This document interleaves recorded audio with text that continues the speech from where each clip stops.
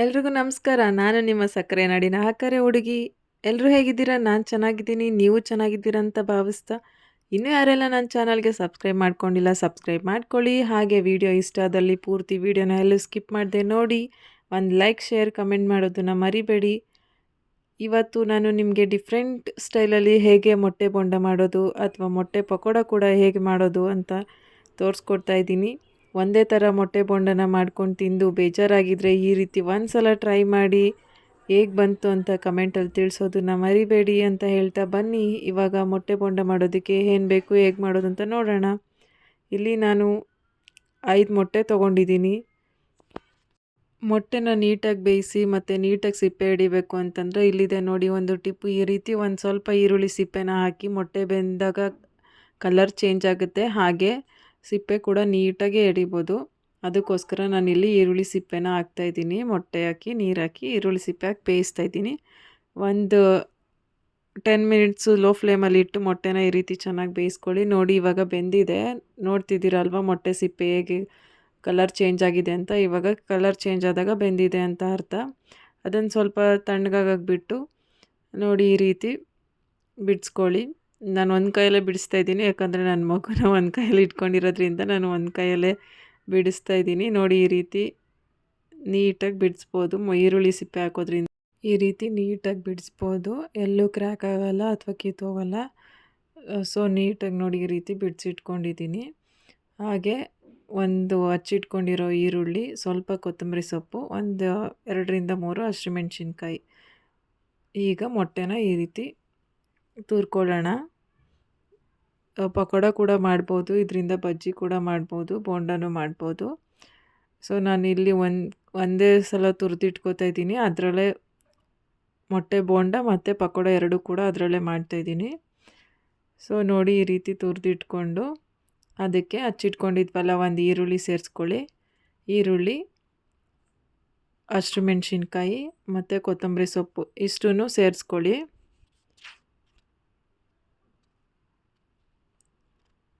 ನೋಡಿ ಈ ರೀತಿ ಸೇರಿಸ್ಕೊಂಡು ಅದಕ್ಕೆ ಸ್ವಲ್ಪ ಪೌಡರ್ಗಳನ್ನ ಆ್ಯಡ್ ಮಾಡ್ಕೊಳ್ಳೋಣ. ನೋಡಿ ಏನೇನು ಪೌಡರ್ ಆ್ಯಡ್ ಮಾಡ್ತಾಯಿದ್ದೀನಿ ನೋಡೋಣ. ಒಂದು ಅರ್ಧ ಸ್ಪೂನ್ ಜೀರಿಗೆ ಪೌಡರು, ಹಾಗೆ ಒಂದು ಅರ್ಧ ಸ್ಪೂನ್ ಧನಿಯಾ ಪೌಡರ್, ಹಾಗೆ ಒಂದು ಅರ್ಧ ಸ್ಪೂನು ಕೆಂಪು ಮೆಣಸಿನ್ಕಾಯಿ ಪುಡಿ, ಹಾಗೆ ಸ್ವಲ್ಪ ರುಚಿಗೆ ತಕ್ಕಷ್ಟು ಉಪ್ಪು. ಇಷ್ಟನ್ನು ಸೇರಿಸ್ಕೊಂಡು ಸ್ವಲ್ಪ ಚೆನ್ನಾಗಿ ಮಿಕ್ಸ್ ಮಾಡ್ಕೋಬೇಕು. ನೋಡಿ ನಾನಿಲ್ಲಿ ಒಂದು ಅರ್ಧ ಸ್ಪೂನ್ಗಿಂತ ಕಮ್ಮಿಯಷ್ಟು ಉಪ್ಪು ಹಾಕೋತಾ ಇದ್ದೀನಿ, ಯಾಕಂದರೆ ನಾವು ಕಟ್ಲೆಟು ಮತ್ತು ಕಲಿಸ್ಕೋತೀವಲ್ಲ ಅದರಲ್ಲಿ ಕೂಡ ಸಾಲ್ಟ್ ಆ್ಯಡ್ ಆಗಿರುತ್ತೆ. ಸೊ ಇದಕ್ಕೆ ನೋಡಿ ಉಪ್ಪು ಹಾಕ್ಕೊಳ್ಳಿ. ನೋಡಿ ಉಪ್ಪು ಹಾಕ್ಕೊಂಡ್ಮೇಲೆ ಈ ರೀತಿ ಸ್ವಲ್ಪ ಚೆನ್ನಾಗಿ ಮಿಕ್ಸ್ ಮಾಡ್ಕೋಬೇಕು. ಈ ರೀತಿ ಚೆನ್ನಾಗಿ ಮಿಕ್ಸ್ ಮಾಡಿಕೊಂಡು ಉಂಡೆಯಾಗಿ ಕಟ್ಕೊಳ್ಳೋಣ. ನೋಡಿ ಈ ರೀತಿ ಉಂಡೆ ಕಟ್ಕೋಬೇಕು. ನಿಮಗೆ ಎಷ್ಟು ಸೈಜಿಗೆ ಬೇಕೋ ಅಷ್ಟು ಸೈಜ್ಗೆ ನೀವು ಬೇಕಾದರೆ ಉಂಡೆನ ಮಾಡ್ಕೊಬೋದು. ನಾನು ಈ ಸೈಜಿಗೆ ಮಾಡ್ಕೊಂಡಿದ್ದೀನಿ, ಬಿಕಾಸ್ ಅದಾದಮೇಲೆ ಕಡಲೆ ಹಿಟ್ಟು ಅಜ್ಜಿ ಹಾಕಿದ್ರೆ ಅದು ಇನ್ನೂ ದಪ್ಪ ಆಗುತ್ತೆ.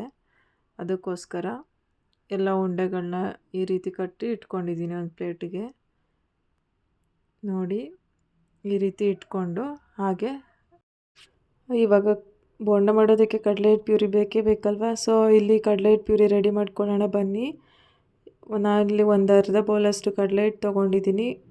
ಒಂದು ಅರ್ಧ ಬೌಲಷ್ಟು ಕಡಲೆ ಹಿಟ್ಟು ಮತ್ತು 1 ಸ್ಪೂನಷ್ಟು ಅಕ್ಕಿ ಹಿಟ್ಟು, ಹಾಗೆ 1 ಸ್ಪೂನಷ್ಟು ಕೆಂಪು ಮೆಣಸಿನ್ಕಾಯಿ ಪೌಡರ್, ಮತ್ತು ಸ್ವಲ್ಪ ಜೀರಾ ಪೌಡರ್, ಸ್ವಲ್ಪ ಧನಿಯಾ ಪೌಡರು ಇಷ್ಟು ಹಾಕಿ, ಹಾಗೆ ಸ್ವಲ್ಪ ಚಿಟಿಕೆ ಸೋಡಾ ಸೇರಿಸ್ಕೊತಾ ಇದ್ದೀನಿ ಇದರಲ್ಲಿ. ಯಾಕಂದರೆ ಜಾಸ್ತಿ ಸೋಡಾ ಹಾಕಿದ್ರೆ ಅದು ಇನ್ನೂ ದಪ್ಪ ಆಗುತ್ತೆ ಮತ್ತು ಹೆಲ್ತ್ಗೆ ಒಳ್ಳೆಯದಲ್ಲ. ಸೊ ಸ್ವಲ್ಪನೇ ಸೋಡಾ ಸೇರಿಸ್ಕೊತಾ ಇದ್ದೀನಿ. ಹಾಗೆ ರುಚಿಗೆ ತಕ್ಕಷ್ಟು ಉಪ್ಪು.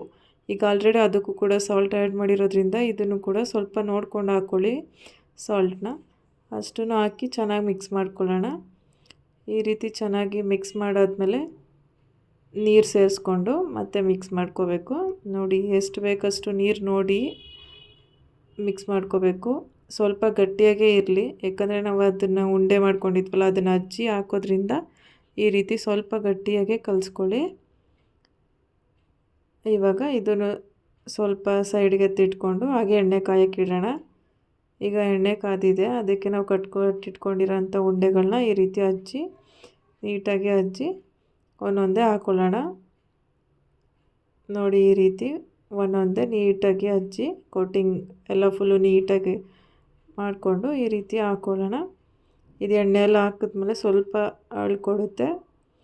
ಮೊಟ್ಟೆಯಿಂದ ಮಾಡ್ತಿರೋದ್ರಿಂದ ಸ್ವಲ್ಪ ಹುಷಾರಾಗಿ ಮಾಡಿ. ನೋಡಿ ಅದೇ ಫುಲ್ ಮೊಟ್ಟೆ ಎಲ್ಲ ಹಾಕಿ ಬಜ್ಜಿ ಮಾಡೋದ್ರಿಂದ ಅದು ಒಂದೊಂದು ಸಲ ಸಿಡಿಬೋದು. ಈ ರೀತಿ ತುರಿದು ಮಾಡೋದ್ರಿಂದ ಯಾವುದೇ ರೀತಿ ಸಿಡಿಯಲ್ಲ ಮತ್ತು ಚೆನ್ನಾಗಿರುತ್ತೆ. ಒಂದು ಸಲ ಟ್ರೈ ಮಾಡಿ ಈ ರೀತಿ. ಅದೇ ರೀತಿ ಮಾಡ್ಕೊಂಡು ತಿಂದು ಬೇಜಾರಾಗಿದ್ದರೆ ಈ ರೀತಿ ಕೂಡ ಒಂದು ಸಲ ಮಾಡ್ಕೊಂಡು ತಿನ್ನಿ. ನೋಡಿ ಇವಾಗ ಎಷ್ಟು ಚೆನ್ನಾಗಿ ಬೇಯ್ತಾ ಇದೆ.